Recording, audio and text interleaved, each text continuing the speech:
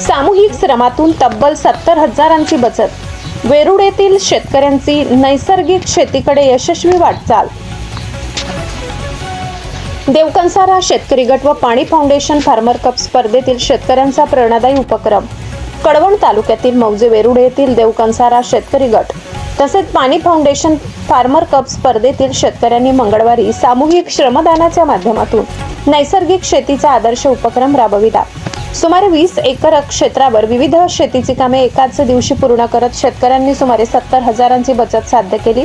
या उपक्रमात दशपर्णी अर्काची सामूहिक फवारणी, पक्षी थांबे उभारणे, चिकट सापडे बसविणे तसेच कोळपणीची कामे करण्यात आली। सर्व शेतकऱ्यांनी एकत्रितपणे नियोजनबद्ध पद्धतीने काम केल्यामुळे ही सर्व कामे कमी वेळेत पूर्ण झाली।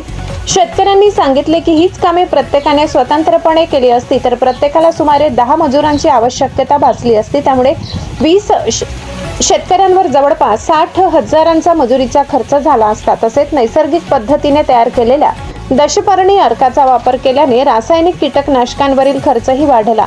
परिणामी या सामूहिक उपक्रमातून एकूण सुमारे 70,000ची बचत झाल्याचा अंदाज व्यक्त करण्यात आलाय।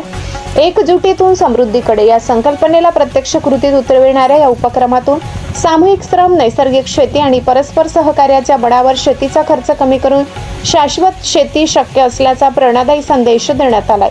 एकीचे बळ, शेतकऱ्यांचे खरे बळ, सामूहिक श्रम, बचतीचा आणि समृद्धीचा मंत्र। कार्यकारी संपादक पुंजाराम खांडवी सह भारती दळवी।